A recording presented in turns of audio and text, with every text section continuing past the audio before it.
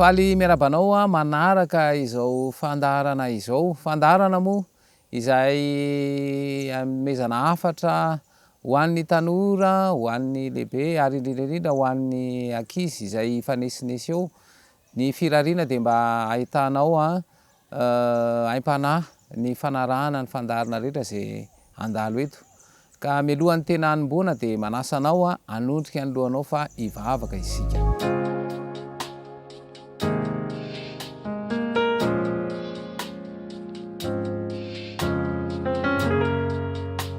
Hivavaka isika raha inay izay any an-danitro ianao raha nahary ny lanitra sy ny tany tombotombo mpanjaka ny mpanjaka mahefa ny zavatra rehetra atolotray ho anao irery ihany ny dera sy ny laza ary ny voninahitra mandrakizay ny tsy fahafehezana ny fisainana ka mahatonga no teo anatrehanao angatanana fona aminao zany ankehitriny misaotra anao satria afaka mianoka ao anatin'izao fandarana izao ampio mba atsapa ny fanatrehanao ary andray fitahina ny amin'izany fandarana izany tonona sy angatahana amin'ny anaranao Jesosy Kristy nivavaka. Amen.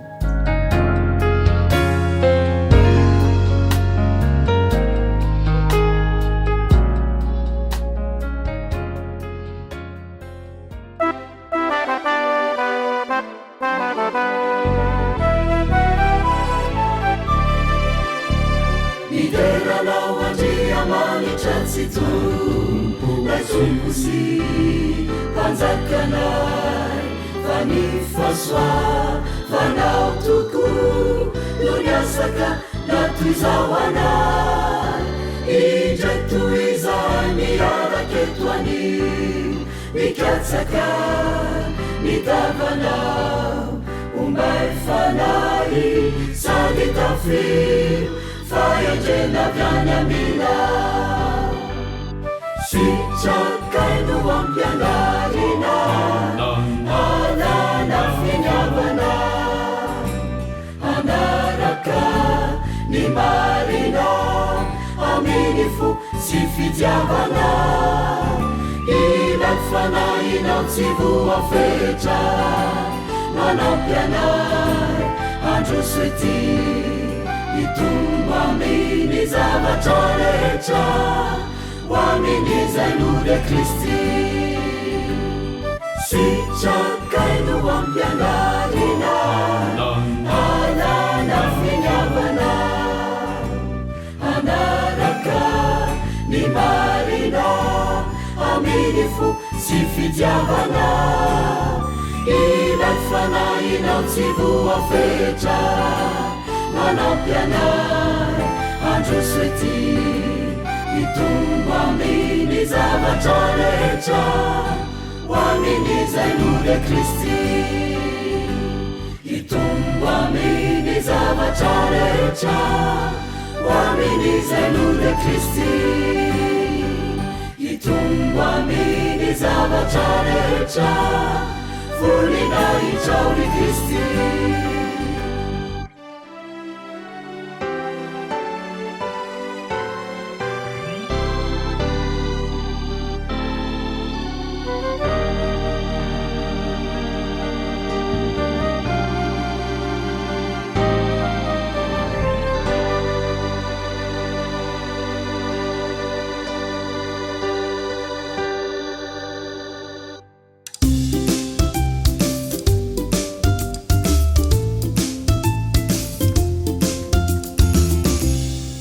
Manao daholo tsika rakisy tonga amin'izao fotoana manokana izay natokana ho antsika kizy sao indray isika ndahoary raha ohatra ka efa vonona daholo ny ankizy kely rehetra dia ndao hiaraka hira isika ilay hira hoe oramamy no irahantsika manao dia miaraka mihira mafy be daholo tsika rehetra ary isa roa telo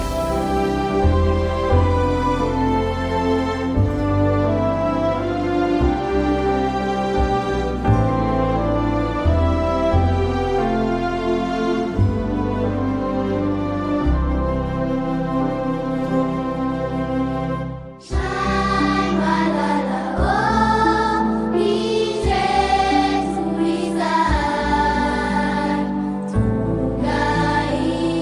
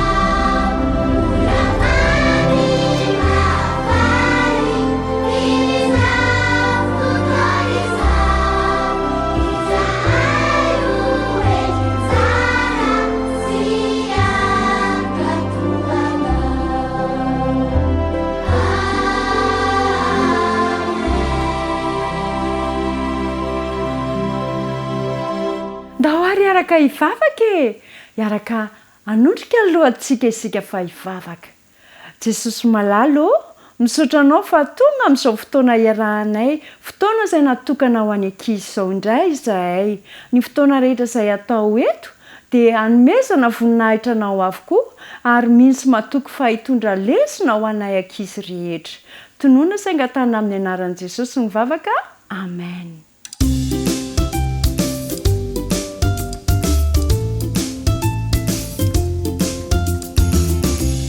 Ny tantarantsika androandraka izy dia tantaran'ny Elisa sy ilay vehivavy izay nanantena tsy nanana ninninina izy fa Andriamanitra nitsatsehatra teo amin'ny fiainany. Zao manasa antsika ankizy rehetra hijery izay voasoratra ao amin'ny Mpanjaka 2 toko 4 andiny voalohany ka hatramin'ny 7 no ahitantsika an'ilay tantara.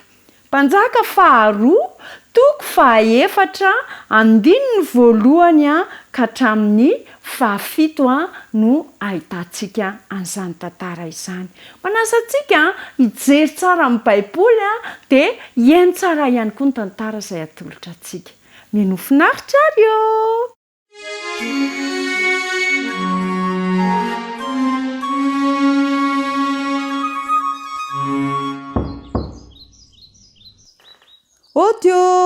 Odio!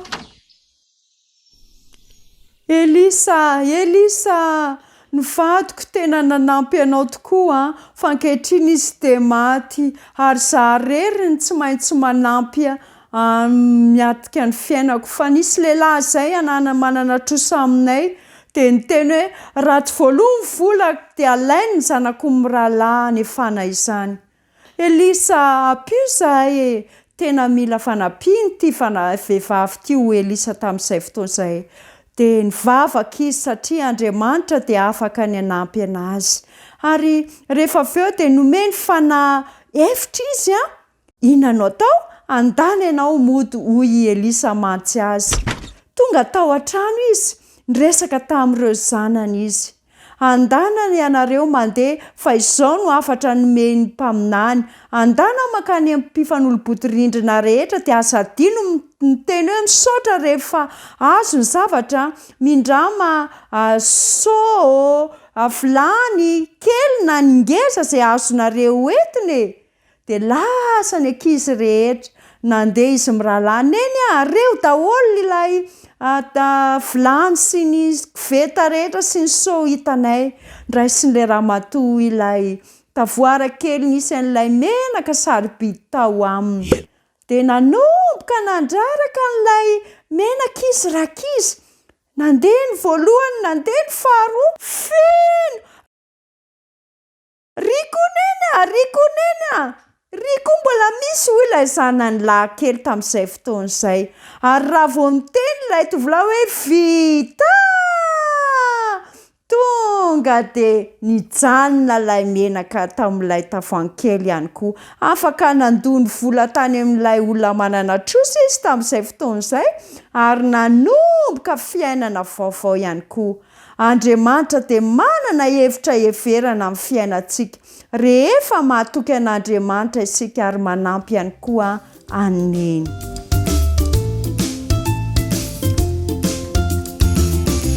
Araka ilay hitantsika teo rakizy dia mila manampy aneny isika ary tao anatiny iny dia izy roa lahy rehefa nanampy aneny dia afaka ny zavatra tsara be mihitsy nataon'Andriamanitra teo amin'ny fiainan'izy ireo. Fa izao andelo isika anaraka ny anzoko indray fa rehefa avy eo mbola hianatra zavatra indray isika ahafahantsika manampy aneny ao an-trano. Ndao ary aloha e!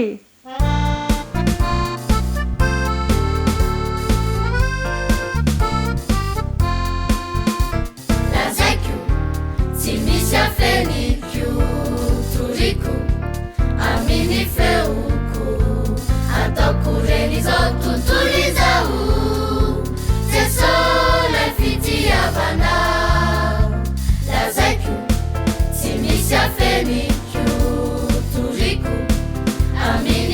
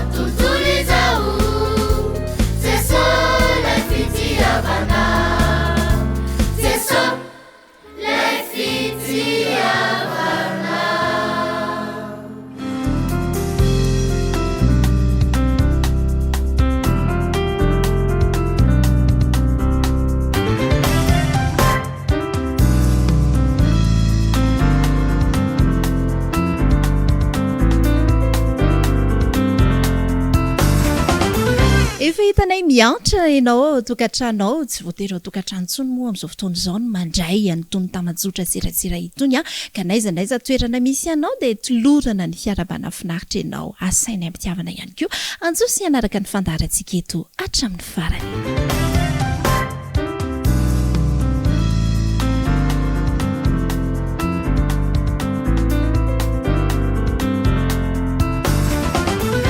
Rehefa nahazo toerana tsara ianao tany atokantrano tany dia andeha hijirantsika ny resadresaka nefa tonga tsy miarahaba hono na manotesitra raha misy ny fifaliana dia ny fiarahana aminao tahaka an'izao dia miarabanareo efatra mianadahy ihany koa zahay tonga Soweto. John angamba no metsika fitenenana voalohany sady misolotena mo amin'ny fiarabana. Miarabanao ka tia miaraba ihany koa ny mpanaraka rehetra ny atokantrano any. Tanora nareo. Anisan'ny antoka iray izorana ao amin'ny fahombiazana ny fahamatorana ara-panahy. Ahoana ny atao hananana an'izany fahamatorana ara-panahy izany raha nareo no anontaniana.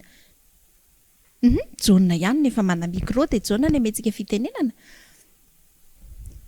Fahamatorana ara-panahy ilay resaka. Ao anatin'izay dia voaresaka manokana ny fanahy. Ahoana ny atao mba hananana fahamatorana ara-panahy ho an'ny olona anankiray, izay mihitsy ilay fanontaniana. ny tanora anankiray indrindra raha ny hevitro manokana dia izao ilaina ny fahamatorana ara-panahy. Ahoana ny fomba hananantsika azy. Izy io zany dia manana fandriana aloha ianao, manana fandriana mikasa mitady mangataka. Fa rehefa tsy ao aminao izay fandriana izay dia tsy afaka ny matotra ara-panahy ianao. Andraso aloha ary afaka mamaly an'ilay fanontaniako John rehefa avy eo fa ny fanontaniana tiako apetraka ary dia izao hoe fa ohatra ny ahoana moa izany hoe tanora matotra ara-panahy. Satria ny tenenin' John tetry am-piandohana izany dia hoe mila manana faniriana ianao ka raha tsy fantatro koa ry ary ilay izy dia ahoana. Tanora matotra ara-panahy, matotra ara-panahy izany hoe tsy miovaova, manana fomba manokana hifandraisana amin'Andriamanitra. Ny tanora anankiray na ny olona anankiray matotra ara-panahy dia mifantoka bebe kokoa amin'Andriamanitra ny fifandraisana. Malala melohan'ny dirantsika misimisy kokoa ao anatin'ilay hoe ahoana ny atao hananana fahamatorana ara-panahy afaka mamahitra ve malala hoe ohatrohatr'izao ny tanora manana an'izany fahamatorana ara-panahy izany. Ny atao hoe fahamatorana ara-panahy voalohany indrindra aloha misy ny fahamatorana aminao manokana, ataoko hoe fahamatorana ara-tsaina izany ohatra na fahamatorana ara-batana.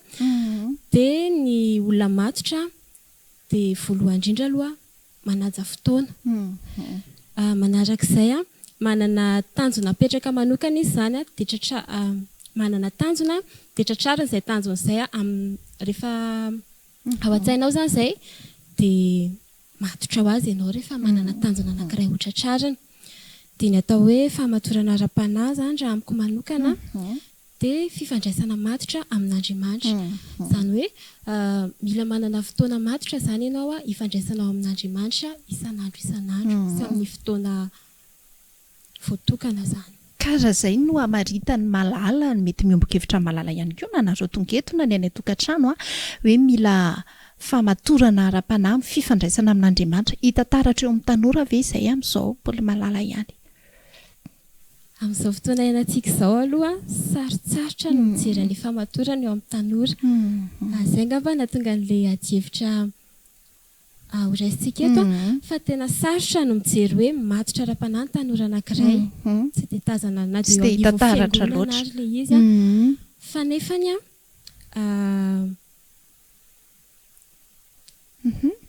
amin'ny tanora izany dia mila ianao izany manana fandavan-tena mba ho tonga amin'izay fahamatorana izay satria ilaina ny tokony ho matotra amin'ny fiainana. Efa misy hafatra sahady fa izany tsy manakana Mikaela no ny heviny. Raha Mikaela ny anontaniana ohatrohatry ny ahoana ny famaritana an'izay aloha hoe fahamatorana ara-panahy izay. Misaotra na amin'ny fitenenana. Voalohany indrindra aloha ny hoe matotra dia olona mahafetena mahalala ny tokony ataony ka eo amin'ilay hoe ara-panahy ilay izy no asiana resaka izany hoe mahafetena amin'ny ara-panahy zany dia raisiko ohatra akaiky indrindra ohatra hoe Daniel nanana fotoana izy nifandraisany tamin'Andriamanitra fa indrindra talohan'izay dia efa nampianarina ny lalàna rehetra izay ninony jiosy sy ny nomen'Andriamanitra i Daniel dia nianatra izay izy izany hoe ny tiako ambara zany dia hoe mila nianatra izay ten'Andriamanitra izay izany hoe mandinika ny tenin'Andriamanitra ary ny teny moa malala teo hoe eo amin'ny fotoana manana izay fotoana ifandraisany manokana amin'Andriamanitra izay dia mino fa ny tanora izay mianatra izany tenin'Andriamanitra izany dia manana fotoana fixa fa tsy hoe androany amin'ny roa dia rapitso amin'ny ray dia ohatrohatr'izany fa manana fotoana fixa iresahany amin'Andriamanitra. Efa voavaly ilay fanontaniana somary efa voalohany ny tiako atsidika faharoa ihany moa izany ilay hoe ahoana ny atao hananana famatorana ara-panahy efa nilaza hevitra anankiray Mikael teo fa mbola te hiditra ihany Corinne ao anatin'ilay hoe azony Corinne faritana ve amin'ny mahatanorany Corinne ohatrany ahoana izany tanora matotra ara-panahy. Misaotrana amin'ny fitenenana raha ny hevitra manokana ny tanora anankiray rehefa matotra dia manaja ny zavatra petraka eo aminy. Ny dikan'izany rehefa matotra izy ara-panahy dia ajainy izany ny resaka momba ny fivavahana rehetra izany hoe azo itokisana izy. Ary ihany koa ny tanora ohatra eo amin'ny fiainantsika andavanandro rehefa ohatra hoe any ampianarana izao misy zavatra ataontsika ohatra hoe manomana sortie de promotion dia rehefa manomana eo tsika ka misy ankizy mianiany dia tonga dia misy miteny hoe ataovy matotra rangaha satria tena mikasika ny fony ilay zavatra atao tena tiany izany dia amiko izany ny tanora rehefa matotra dia marary aminy io zavatra resahany io mamatotra anazy io. Zava-dehibe izay fa te hiverina amin'ilay tena fanontaniana amin'izay aloha hevitrintsika ny amin'ny androany ary malala mihitsy no antaniako voalohany amin'izay fanontaniana izay hoe ahoana ary ny atao Mikael atao efa nananatsidika kely hoe mila mianatra ny tenin'Andriamanitra fa ho an'ny malala manokana ahoana ny atao mba hananana an'izany fahamatorana ara-panahy izany ny tanora ny resaka satria ilay voalaza teo hoe ny tanora matetika ohatrany tsy dia hita taratra intsony izany hoe fahamatorana ara-panahy izany. Marina mihitsy izay eo amin'ny tanora tena tsy amin'izao fotoana ianantsika izao zany na ataoko fotsiny ara ohatra hoe ampandraisana anjara na andraikitra ny tanora anankiray tsy maintsy misy foana no mandaha dia ahoana ny atao ary mba tonga anazy tsy andaha mifanomezana andraikitra tonga anazy ho ara-potoana mpatonga anazy araka ny tenen'ny tato hoe tena hoe ho sérieux zany amin'ny zavatra anankiray atao ny lafiny ara-panahy ny resaka tsika eto. Io zany voalohany indrindra dia miankina amin'ny tenanao manokana. Io zany misy hoe zavatra ao anatin'ny sainao hoe manana tanjona mba ho matotra fa raha vao tsy manana eritreritra an'izay ny tanora anankiray sarotra be ny hovany tanora ho matotra amin'ny tsy fahamatorana zany. Mila zany izy manana tanjona anankiray hoe ohatrany mba mety kosa raha mba miva matotra amin'izay mba manana fiainana milamina kokoa rehefa ao anatin'ny fahamatorana dia voalohany indrindra rehefa manana an'izay toe-tsaina izay ny tanora anankiray dia mila mametraka an'izay tanjona izay eo amin'Andriamanitra ihany koa. Miombon-kevitra amin'izay hoe mila vavaka miombon-kevitra amin'izay hoe jaonina hoe mila vavaka mila mametraka tanjona sa ho an'ny jaonina ahoana ny misoso-kevitra fa any aminao zany hoe ahoana ny atao hanana ny tanora n'izay fahamatorana ara-panahy izay. Tena miombon-kevitra amin'izay vahaolana tsara indrindra izay izay hoe vavaka sy fifandraisana amin'Andriamanitra izay fa fanampiny ngambana hoe manana fanindriana aloha zany ianao hoe za mba teo matotra ara-panahy ahoana ary no atateraka izany zavatra izany dia izao mifandray amin'Andriamanitra tsy tapaka mifandray amin'Andriamanitra tsy tapaka ary tsy miovaova ma afaka mametraka manamaritra zavatra anankiray zany ianao ohatra mandeha amin'ny toerana anankiray dia rehefa tonga any amin'ilay toerana anankiray ianao dia afaka mametraka fanontaniana foana hoe araka ny fanavy ty toerana lehako ity.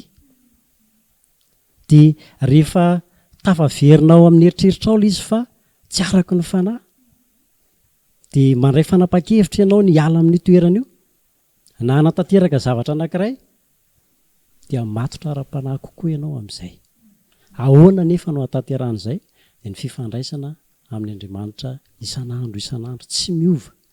Averimberika ihany ilay hoe tsy miovaova, tsy hoe androany ahako sabata ny tanora dia matotra manao zavatra ohatr'izany fa ny fiainanao isan'andro dia miompana ao amin'ny ara-panahy kokoa. Mazava be ho an'ny Corinne ahoana ny atao mba hananana an'izay famatorana ara-panahy izay indrindra moa ny teny izany teo John hoe isan'andro tsy amin'ny fotoana manokana mba manana sosi-kevitra ve Corinne? Iny tompoko araka ny voalazany teo mila manana fifandraisana matotra amin'Andriamanitra mba hananana famatorana ara-panahy. Fa eo ihany koa ny tena fototra ny famatorana ara-panahy. Voalohany indrindra aloha rehefa matotra ara-panahy ny olona dia tena mandray sérieusement zavatra atao. Dia faharoa manarakarak'izay ilay izy inin'ny fo fa tsy hoe terena, tsy azo terena izany famatorana ara-panahy. Dia rehefa inin'ny fo nefa ilay izy dia tsy maintsy misy antony ao. Dia ny dikan'izay raha resaka ara-panahy ny resahana dia mila fantarintsika aloha ny sorona nataon'ilay Jesosy Kristy maty ho antsika. Dia izay vao manaiky isika hoe tena fitiavany antsika no nahafaty azy dia ho matotra amin'izay tsika ho tia azy dia tonga eo amin'izay ny famatorana ara-panahy. Zava-dehibe izay voalazan'ireto tanora ireto izay. Fantaniana farany tsika apetraka aminareo efatra menadary. Azo atao ve ny ho matotra ara-panahy ho an'ny tanora izay sa ve rehefa tanora dia natao ho an'ny lehibe any izany famatorana ara-panahy izany. Efa eny amin'ny malala ny micro dia izay ilay fantaniana. Azo atao ve ny hoe ho matotra ara-panahy dia ampiana teny kely miaraka amin'izay. Azo atao dia azo atao tokoa. Ho antsika tanora tsirairay avy tsy hoe rehefa tanora dia natokana ho an'ny lehibe tokoa ny hoe fahamatorana. Fa ny fahamatorana dia azo raisin'ny olona rehetra manan-tsaina sy manam-panahy. Izany hoe tokony hanana tanjona ao amin'ny fahamatorana avokoa izany tanora rehetra mba ahafahana mivelatra kokoa eo amin'ny fiainana sy ny eo amin'ny tontolo misy antsika tsirairay avy. Dia arak'ilay fanlazaiko teo ihany hoe sarotra ilay izy amin'izao fotoana misy antsika izao fa mila mametraka ny fiainantsika sy ny tanjontsika ao amin'ny fahamatorana eo anatrehan'Andriamanitra izany tsika mba ho moramora kokoa izany ny zorantsika amin'izay fahamatorana izay. Mikael ao anatin'ny fatanorana tanteraka. Azo atao ve ny ho matotra ara-panahy? Toko. Tena azo atao tokoa. Raha andray ohatra ao anatin'ny ten'Andriamanitra isika dia jerentsika ohatra Samuel. Fony mbola voazaza izy dia efa nampianarina izany hoe ho matotra ara-panahy izany. Samuel dia fantatsika tsara ny tantarany ary mandra-pahalehibeny, mandra-pahafatany dia tsy niova izy. Izany hoe azo atao soamantsara ny ananana izay famatorana ara-panahy izay. Voalohany indrindra mila fihezina ny manodidina anao. Izany hoe mila fantatrao ny namanao, fantatrao ny toetran'ireo ray aman-drenanao izay mitaizanao indrindra izay mifanerasera aminao matetika, fantatrao ihany koa ny manodidina ny ao am-piangonanao rehetra. Izany hoe mila mahafehy tena izany ianao ao anatin'izay raisiko voalohany teo dia hoe namana. Tsy hoe izay zavatra ataon'ny namanao kory dia tsy maintsy ataonao. Na hoe izay zavatra lazain'ny ray aman-dreny aminao, tsy hoe anohatra ray aman-dreny akory. Fa mila mahay mamakafaka sy mandanjalanja tsara ny toetra izay iainana sy ho ampiarina eny amin'ny fiarahamonina misy. Fanabe reto fa intsika amin'ny androany reto. Hitodika aminareo menadary ihany sady amara-parana ny fiarahantsika Corinne ny feny amin'ny Corinne ny micro. Azo atao ve izany tanora mieritreritra hoe mbola zaza loatra izay dia velao izay amin'izao fotsiny ray aman-dreny mametraka ny tanora ao amin'izay hoe mbola tanora nareo fa aza miditra amin'izany. Azo atao ve nefa ny ho matotra ara-panahy? Iny tompoko azo atao ny matotra ara-panahy satria tsy ny vokatry ny safidy ataonao na ny matotra na ny tsy matotra dia tsy raray aman-drenao kory ny zakan'izany fa ianao ihany. Dia ny dikan'izay mila mandray fanapa-kevitra tsara mandrakariva enina fa na dia manohatra aza ny ray aman-dreny indraindray. Jonarino marana azy izay tarihan'ny fanan'Andriamanitra no zanak'Andriamanitra. Romanina 9:7 matotra ara-panahy asan'ny fanahy zany ho atsika rehetra zany hoe izay maniry te ho matotra ara-panahy dia mangata amin'Andriamanitra dia meteza ho tarihan'ny fanahy, meteza ho baikon'ny fanahy. Fa rehefa tsy fanahy no mitarika atsika dia sarosarotra ihany ilay matotra ara-panahy. Mila zany sika tarihan'ny fanahy, manaiky tarihan'ny fanahy. Rehefa avy mangataka dia manaiky baikon'ny fanahy. Somary fandraisitsika kely ho amin'ny loha hevitra amin'ny androany ary Corina tiako amaly azy hoe misy fandraisany amin'ny fizorana ho amin'ny fahombiazana ve ny famatorana ara-panahy ao amin'ny tanora? Raha ny hevitro satria ilay fandaharantsika hoe fizorana amin'ny fahombiazana. Ny fahombiazana lehibe ho antsika kristianina dia ilay fiainana mandrakizay any an-danitra. Dia nefa ny fahatongavana any dia miankina amin'ny fahamatorana ara-panahy noho izany mitondra antsika eo amin'ny fahombiazana izay tanjona goavana indrindra antsika eo amin'ny fiainana zany ny fahamatorana ara-panahy. Tena ihany Corina namidina n'izay fiarahana taminareo efatra mianadahy izay fa mino fa anareo aby ireny any an-tokantrano tany ihany koa. Mankasitraka anareo efatra mianadahy nanaiky niaraka taminay teto tsy hay ihany koa tsy hisaotra an'ireto mpijery mpanaraka ny fandaharantsika ireto na tamin'ny alalan'ny Facebook na tamin'ny alalan'ny onjam-peo dia manome fotoananao manaraka indray izay efa misy loha hevitra mafana indray homako manao anao rehefa miantrana ihany koa ny tanora manaraka izay hitondra an'izay loha hevitra izay ka dia aza tonoana ary ny fotoanantsika ho amin'ny herin'iny io tahaka an'izao. Veloma tompoko.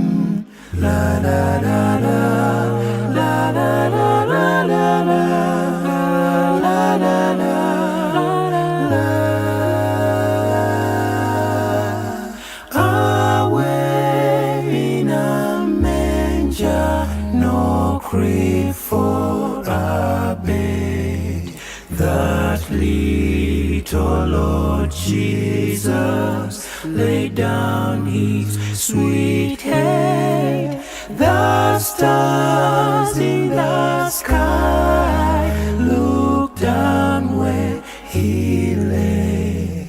That little Lord Jesus asleep on the hay.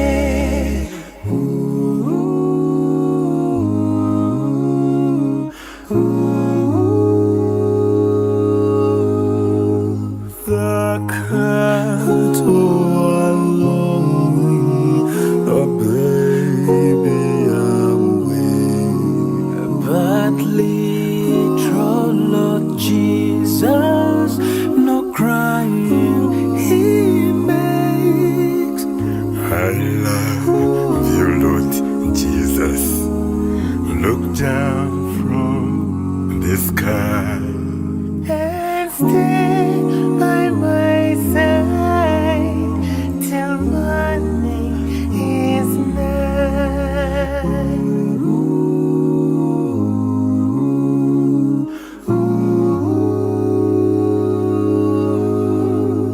Be near me, Lord Jesus, I ask you to stay close by me forever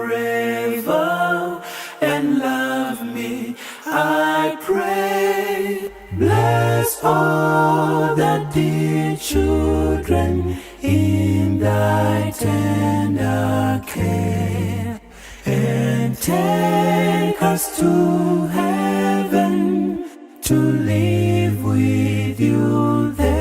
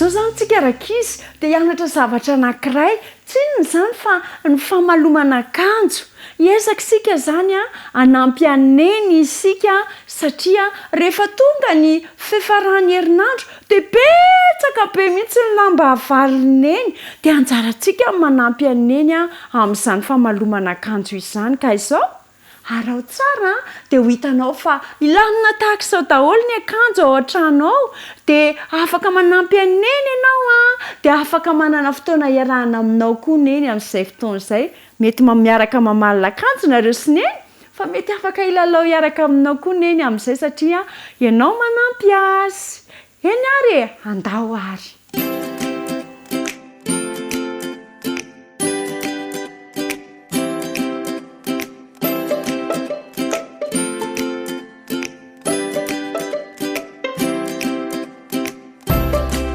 zavatra ilayntsika dia mila baoritra isika atao inona kay moa baoritra le baoritra zany no ahafahantsika anampy antsika amin'ny famalomana akanjo maka baoritra isika dia rehefa avy eo le baoritra velarina ilay baoritra tahaka izao dia rehefa velarintsika tahaka izao le baoritra dia maka amin'izay tsika izay akanjo vitaneny pasoka tsara ohatra na hoe akanjo tsy mila pasohana tsony zany zao dia fanjarantsika ny mamalina anazy ahoana ary ny atao alainao ilay akanjo dia ataonao ao tsindriana ao ambany ilay any aloha ny any aloha zany no tsindriana fantatritsika ve aiza ny aloha sy ariana ho any ankizy lehibe dia efa mahalala an'izany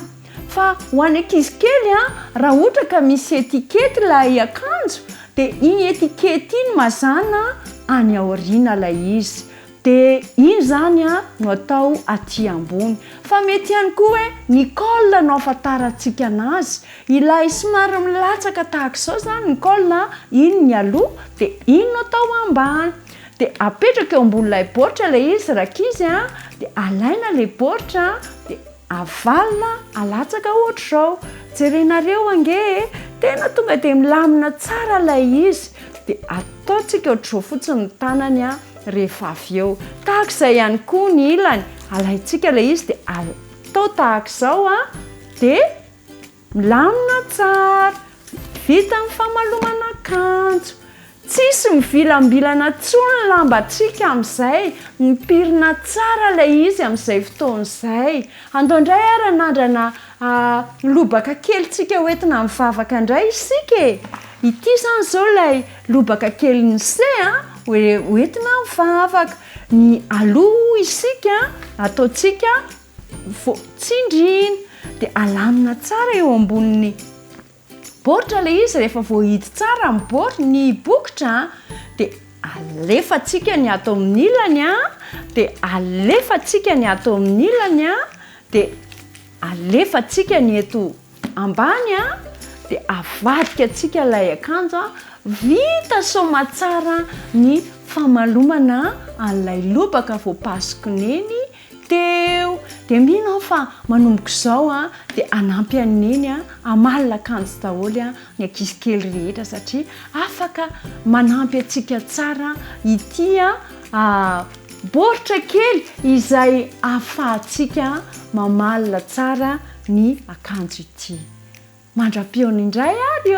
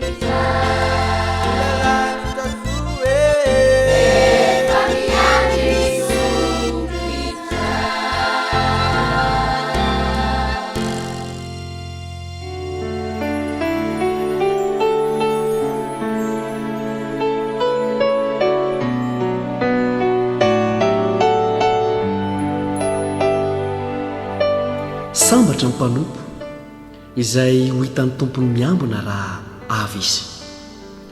Lazaiko aminareo marina tokoa fa isikina ny tompony dia ampipetraka azy hihinana dia ho avy ka hanompo azy. Ary na avy amin'ny fiambenana faharoa amin'ny alina izy na avy amin'ny fiambenana fahatelo ka hita toy izany dia sambatra ireo mpanompo ireo. Ary fantaro izao fa raha fantatry ny tompontrano izay ora hiavian'ny mpangalatra dia ho niambina izy ka tsy namela ny tranony hotamiana. Dia miomana koa ianareo fa ho avy ny zanak'olona amin'izay ora tsy ampoizina. Miomana iaona amin'Andriamanitra ao ry Israely io, miomana.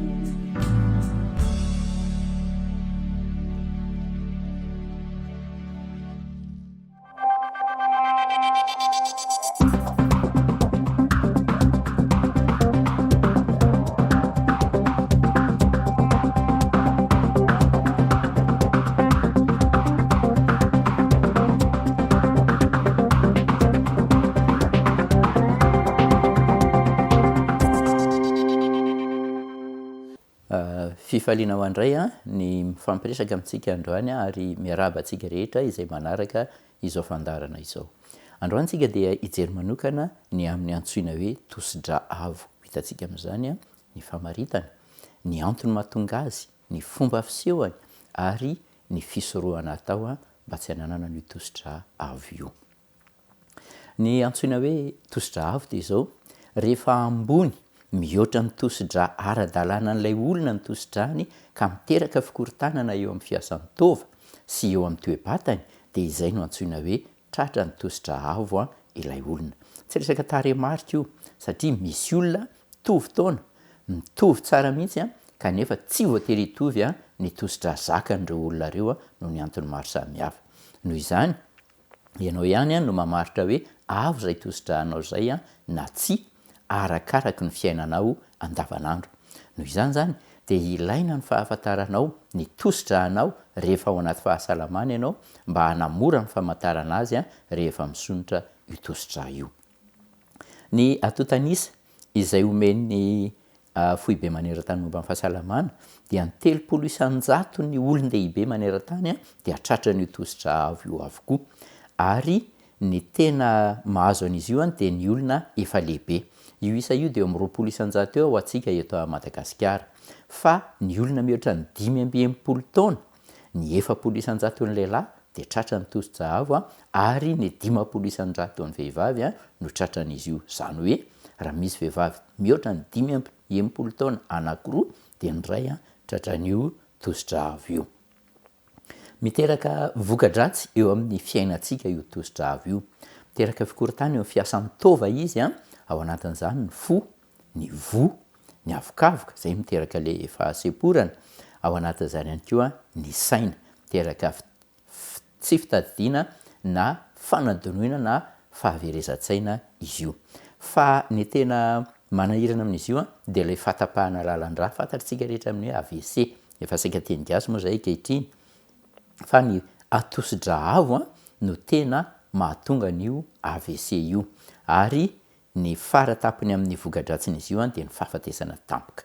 Noho izany mila fitandremana ny io tositra io. Fa inona moa no mahatonga ilay tositra avo? Lafiny anankitelo no tsara jerentsika. Ny anankiray voalohany mety mitombo ny habetsaky ny rà mikoriana ao anatin'ilay olona dia mitombo azy ny tositra satria mihabetsaka ilay rà ao anatiny. Faharoa, ny rà tsy mitombo ny habetsany fa ny taharo ao anatin'ny rà no mitombo dia miteraka an'io fiakaran'ny tositra io koa. Ary ny lafiny anankiray fahatelo tsy mitombo ny habetsaky ny rà, tsy mitombo ny taharony fa ny lalan'ny rà no mifitina dia manjary ohatry ny hoe betsaka ilay rà ao anatiny dia izay no miteraka ny tositra. Ahoana raha ny fisehoan'ny aretina eo amin'io tositra io? Inona ny soratra aretina ahafantarana hoe sao dia misonitra ny tositra ahako? Anisan'izay voalohany indrindra marary an-doha. Rehefa marary ny lohanao dia mety mampieritreritra izay. Ny faharoa dia manjavona ny maso, dia ny ao amin'ny sofina ihany koa migobona zany ny sofina na ohatran'ny tsy mahare ny sofina. Dia misy fiantraikany koa izy eo amin'ny ratsambatana somary ohatran'ny volovoly ny ratsambatana. Misy koa ianao rehefa amin'ny alina dia mery mivalan'ny rano mipipi matetika zany ianao amin'ny alina. Ary io fiakaran'ny tositra io dia mety hiteraka fahavakiany rà eo amin'ny orona na fandehanany fotoana eo amin'ny vehivavy amin'ny fotoana tsy tokony mbola hatongavany. Rehefa miseho zany ireo soratra ireo dia tokony ho eritreretina hoe sao dia ny tositra no mahatonga an'izay zavatra izay. Mora sorohana nefa io tositra io, ka ny fisorohana voalohany indrindra atao mba hisorohana izay fiakaran'ny tositra izay dia izao: tsara raha fantarinao ny tositra anao ka mitsapa tositra ndre mandiha isa-taona ianao farafahakeliny satria araka mampitombo ny taona no mampitombo ny tositra.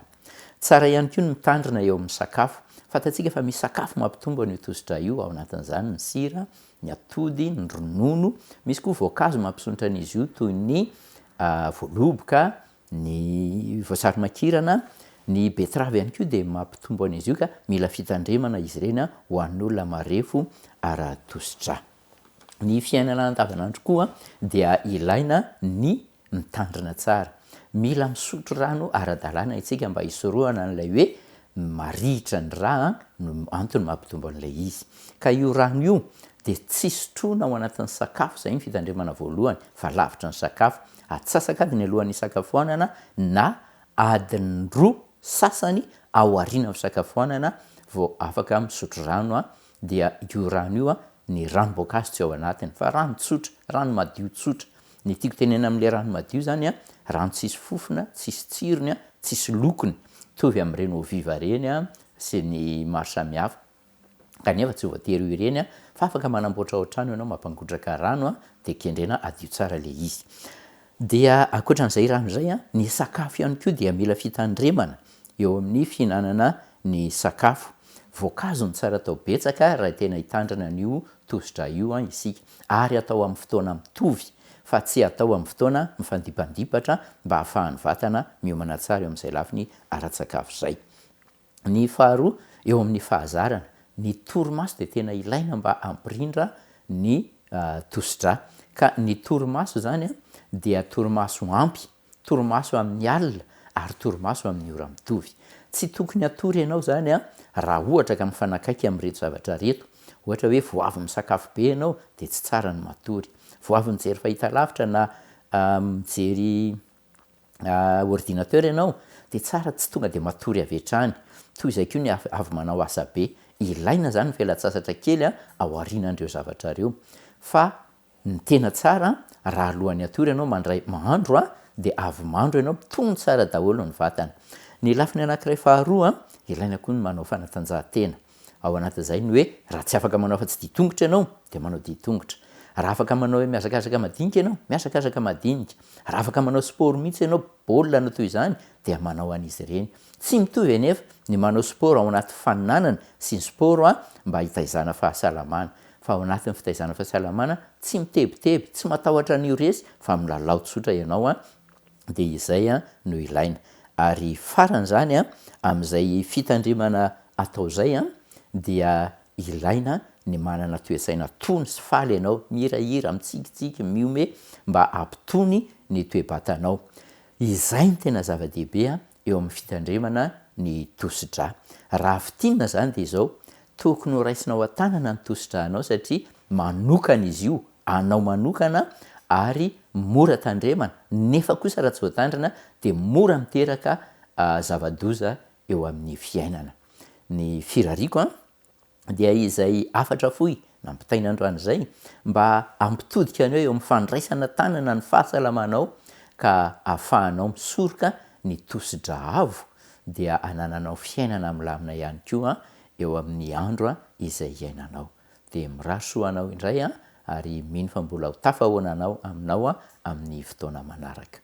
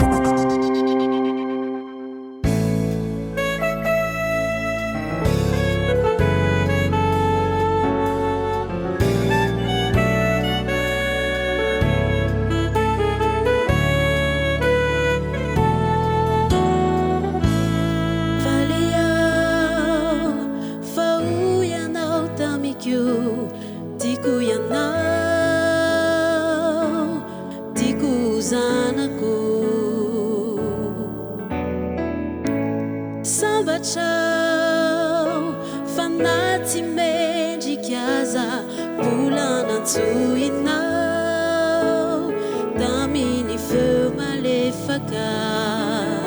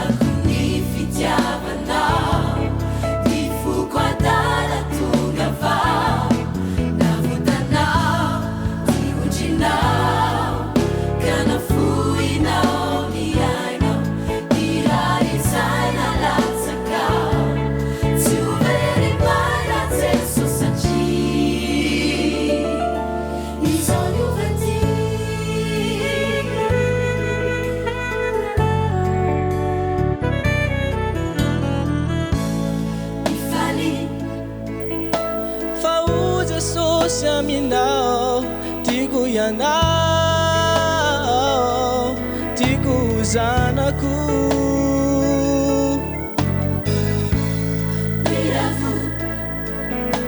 fa na tsy mendriky aza ny antso anao izy ho zanaka malalany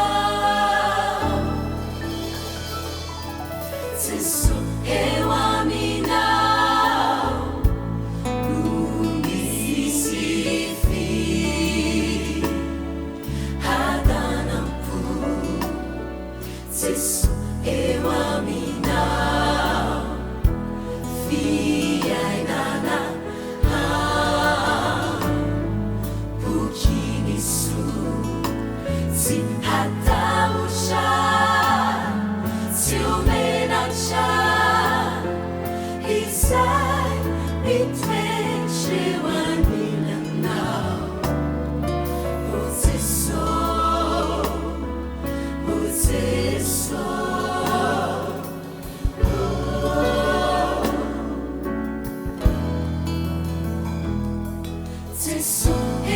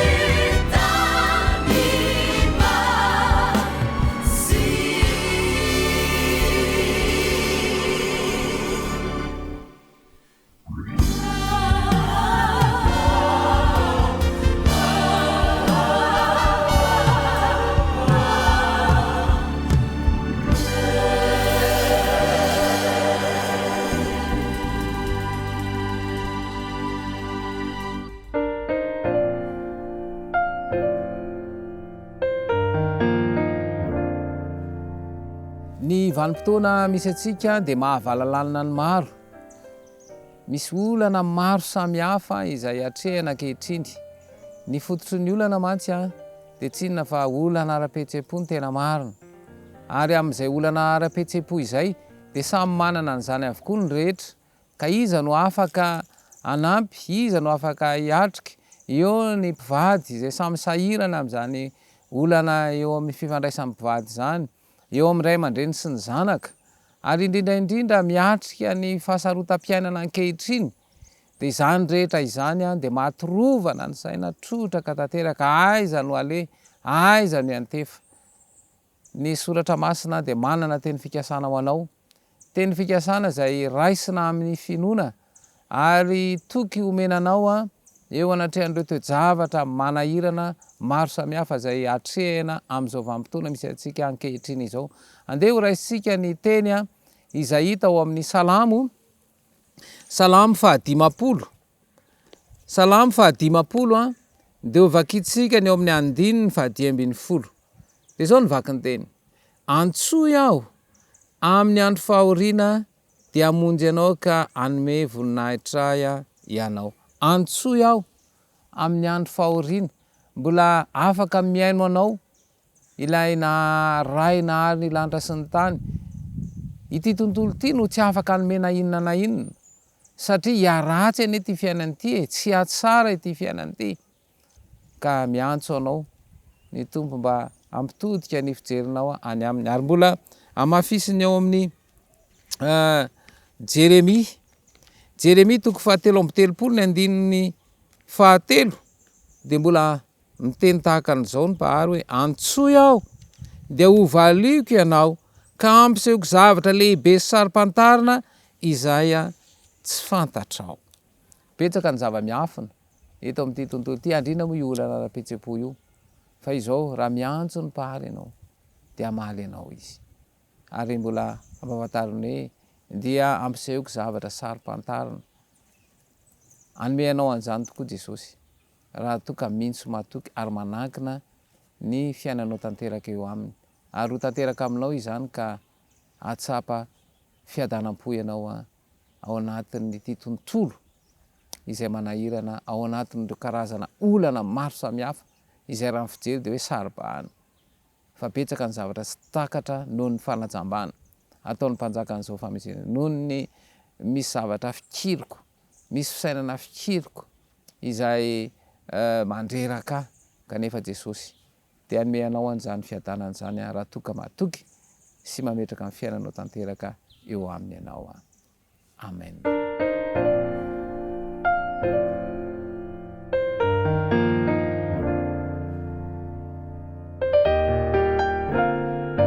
Jesosy malalo ao anatina tontolo izay mangeja ny fisainana ka tsy mahatsapa afa-tsy fahoriana sy fijaliana mandrakariva izay ale rehetra dia toa tsy ahitana fiadanana. Tsy misy afa-tsy aminao rery ihany Jesosy no manome fiadanana, ka ampio mba hatoky sino izany ary afaka metraka amin'ny fiainana aminao ary ataovy mahatsapa izany fiadanana izany izay manoloana ny toe-javatra maro sy maro izay atrehana.